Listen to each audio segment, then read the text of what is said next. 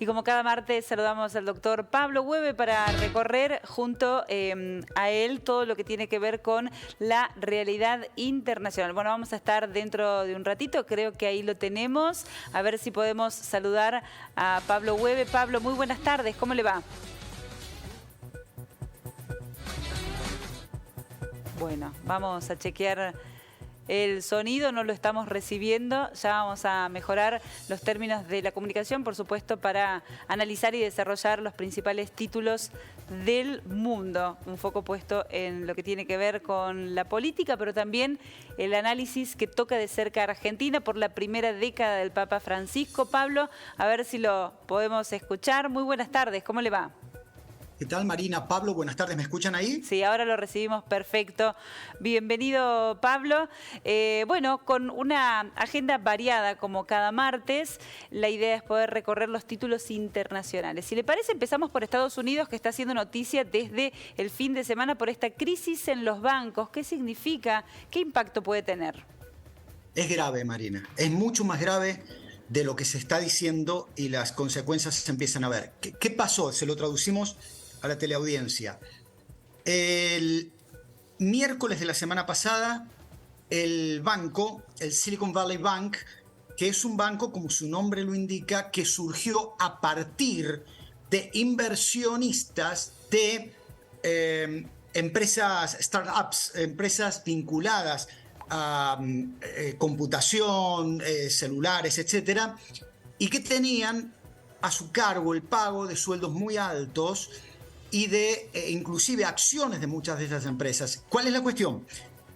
En una economía, voy a tratar de ser lo más simple, a pesar de que seguramente voy a cometer errores. En una economía, todos sus sectores están vinculados. Cuando nosotros leemos que la Fed, que es una especie de banco central de Estados Unidos, la Reserva Federal de Estados Unidos, sube las tasas de interés, hay sectores que son ganadores y sectores que son perdedores. ¿Cuáles, por ejemplo?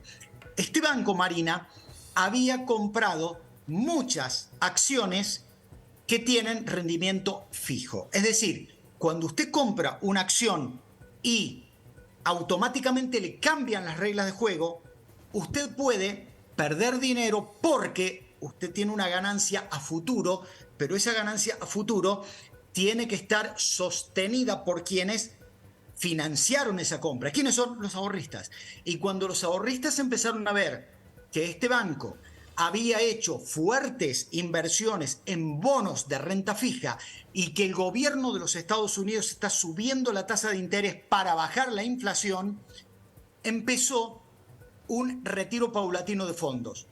Acá el gran problema vino con una declaración de las autoridades del banco del miércoles a la tarde de la semana pasada, cuando dijeron que el banco necesitaba un fondeo, es decir, un financiamiento por 2.250 millones de dólares.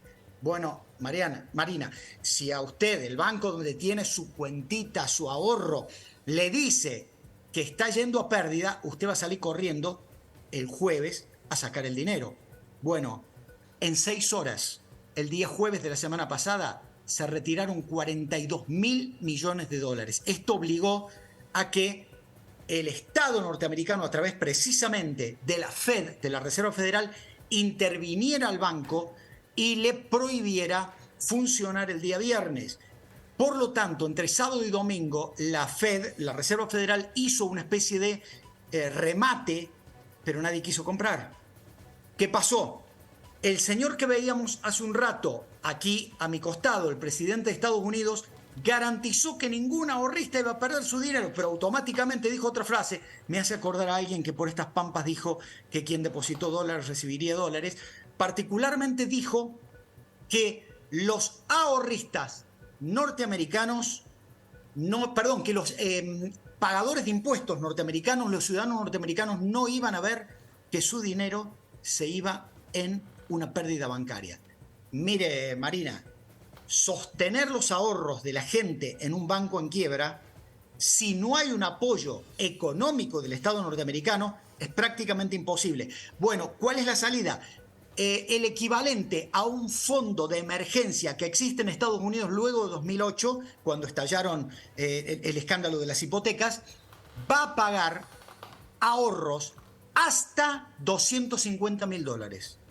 Esto en Argentina puede ser mucho, Marina, pero no en Estados Unidos, más cuando estamos hablando de que las nóminas, es decir, los sueldos de muchas empresas se pagaban desde este banco, con fondos en este banco, razón por la cual entonces, tarde o temprano, si no hay algún banco grande que lo compre, este banco ya arrastró a 3 bancos más entre el lunes y hoy, y ojo, Marina, porque hay 6 bancos que estarían en la misma situación. Usted hizo otra pregunta.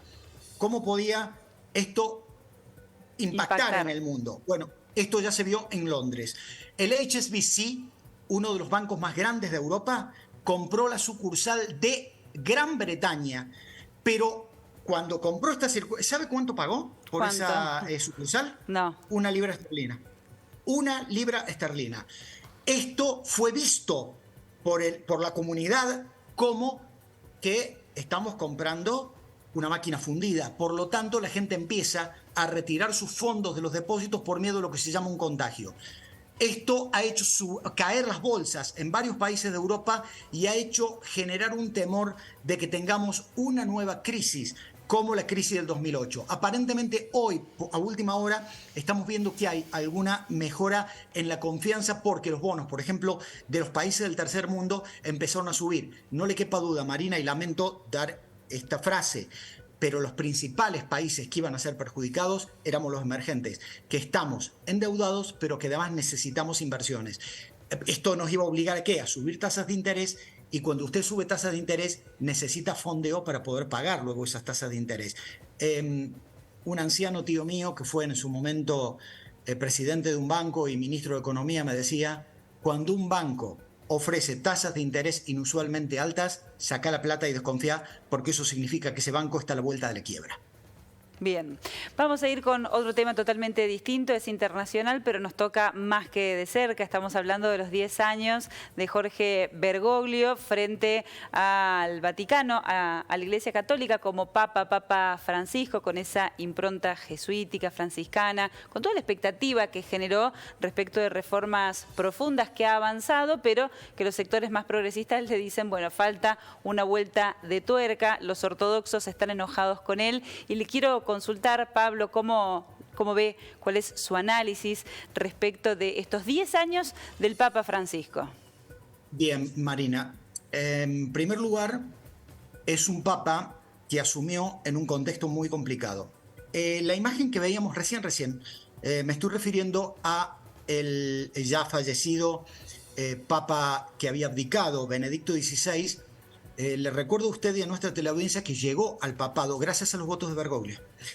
A partir de la 6ª votación en el Colegio de Cardenales, era el desgaste político muy grande. Entonces, como se sabía que la votación iba a seguir, 7ª, 8ª, 9ª, 10ª, sabe usted que nadie se retira del Colegio de Cardenales hasta que alguien sea electo Papa. Ha habido concilios de cardenales que han durado años, y en los cuales se han muerto cardenales a lo largo de la historia. En este caso puntual se buscó una salida rápida. Bueno, Benedicto XVI comenzó una tarea bastante difícil, que era tratar de transparentar los números del Banco Vaticano. No pudo, y ese, junto con las internas del Vaticano, lo hicieron renunciar. Ahí hubo luego, en el Colegio de Cardenales, una devolución de favores, y en una de las primeras votaciones, los votos de Benedicto XVI, de Ratzinger, Joseph Ratzinger, el intelectual teórico que tuvo Juan Pablo II, le dio los votos a Bergoglio. Bergoglio, un hombre jesuita, un hombre que fue muy crítico de Juan Pablo II. Juan Pablo II asumió, a ver, lo voy a decir con mis palabras, quitándole la caja a los franciscanos y a los jesuitas. Fue un papa muy duro de las puertas para adentro, fue un papa simpático de la puerta para afuera, un papa al que se va a identificar en la historia como el papa aliado de Occidente para tumbar el comunismo. Sin embargo, Bergoglio tuvo que asumir con rostros de desconfianza de todos los sectores. Usted hizo una síntesis brillante, Marina, cuando dijo que los ortodoxos estaban enojados con él por su progresismo, pero los progresistas estaban enojados con él por su lentitud. Algunas frases. Primero, no podemos negar que fue un papa que politizó profundamente las relaciones del Estado del Vaticano con el mundo. En ese contexto de politización, vemos que fue el primer papa que se acercó fundamentalmente al mundo islámico. Su viaje a Irak, un viaje absolutamente desaconsejado por cuestiones de seguridad, fue un viaje que flexibilizó las relaciones entre el catolicismo y el mundo islámico. Segundo, sus relaciones con China. Particularmente fue importante el diálogo con Xi Jinping, un hombre que parece destinado a eternizarse como un dictador en el gobierno chino, pero fundamentalmente ha permitido que la población católica en China dejara al menos de ser perseguida. Tercero, África. Es un papa que procuró en todo momento mediar en conflictos políticos internacionales. Fíjese usted, Marina, en qué momento estamos hablando. Ha fallado solamente en uno, en el conflicto entre Rusia y Ucrania, porque esencialmente Vladimir Putin ha sido reactivo a todas sus propuestas. Cuarto, el banco. Ha sido un papa que es un papa que ha metido mano muy profunda y eso ha generado internas salvajes dentro del Vaticano. Por último, dos cosas. Una, muy buena. Está condicionando el futuro Colegio de Cardenales. Es uno de los papas que más cardenales ha nombrado en su mandato en Asia, en África y en América Latina.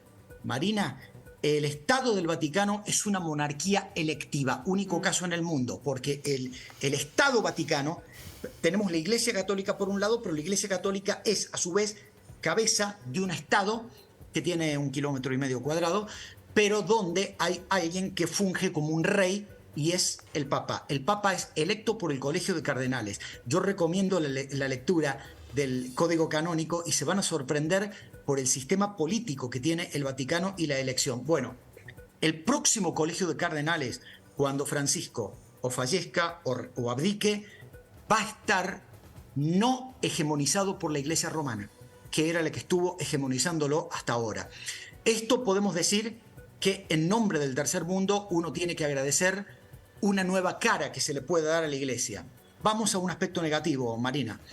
Es un papa que está en deuda con el colectivo LGBTIQ. Yo estaba escuchando recién esa brillante nota que Pablo y usted hicieron con la vocera de trabajadoras y trabajadores trans, y uno se pone a pensar, esa frase que dijo Marina, que yo la conocía por otro lado, el promedio de edad, el promedio de vida que tienen exactamente ellas es muy inferior al del resto de la sociedad. Bueno, el Vaticano, más allá de las palabras, no se ha acercado fundamentalmente ni ha ejercido la presión política que la figura de un papa tiene, no porque se lo considere santo, sino porque es una personalidad políticamente influyente.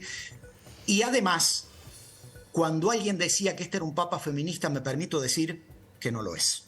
Es un papa que se ha mantenido junto con la ortodoxia, particularmente respecto del papel de las mujeres dentro de la Iglesia. Le doy un dato que probablemente muy pocos conozcan. Usted sabe que, por ejemplo, en el 2008 fue un récord de peticiones al Vaticano para que el Vaticano designara sacerdotes especializados en casos de exorcismo. Bueno, expresamente las monjas no pueden participar de los exorcismos, sino como colaboradoras. El papel de las monjas no ha cambiado y el papel de la mujer en la visión del Vaticano tampoco. Es cierto que ha flexibilizado la cuestión de los divorcios. También me pongo del otro lado. Un papa sospechado por todos los sectores. Un papa sin poder propio en una iglesia romana que lo mira con sospechas. ¿Tenía margen para otras cosas? Calculo que no. De todas maneras, creo que el saldo es favorable. Es un papa que dentro de lo que se pueda decir, Marina, en la Iglesia Católica, es un papa ajeno a cierto conservadorismo y es un papa que ha tratado de cambiar reglas. A mí me hubiera gustado que fuera mucho más allá, pero lo mío es un análisis más político que aquellos que se amparan en la ortodoxia religiosa. Como sé que alguien por ahí cerca de usted puede llegar a decir alguna chicana, le digo que no tiene absolutamente nada que ver la presencia del Papa con que San Lorenzo vaya primero en el torneo de Primera División. Bueno, valga la aclaración, Pablo. Muy bien, no hay nada divino ahí, nada. Me adivinó el pensamiento, querido Pablo. Yo iba a decir un milagro también, solamente el Papa era capaz de generar un milagro como este, y lo está haciendo, Será santo, si termina clasificando a la Libertadores, será santo el Papa, ¿no, Francisco? Paso a paso, Pablo, paso a paso. Yo lo quiero al gallego Insúa, pero seamos honestos, nos van a bajar de un ondazo. No le voy a quitar méritos a los equipos contra los cuales ha jugado San Lorenzo, pero los candidatos siguen siendo los mismos. Boca, River, Independiente, Racing, tal vez Defensa y Justicia. Lo aplaudo a Insúa, pero como decía mi fallecido primo Osvaldo, esto es un trabajo a largo plazo, hay que sacar gente de las inferiores y pedirle a la hinchada que cuando los resultados no se empiecen a dar, que es lo que va a pasar lamentablemente, no insulten. Claro. Bueno, pero me mandaban videos del partido del otro día, la hinchada ya está hablando de salir campeones. Bueno, estaba toda la hinchada ahí en una habitación pequeña que había, que entraban todos ahí. Perdón, Pablo, perdón. Yo no quiero estirar esto, pero me gustaría que alguna vez alguien me diga quién con hinchada propia llenó el Monumental. Y se lo contesto yo. San Lorenzo, bien. 1981, sexta fecha del ascenso contra Tigre. Entonces, eso de que la mitad más uno, de que qué sé yo cuánto, nosotros lo que pasa es que tenemos perfil bajo.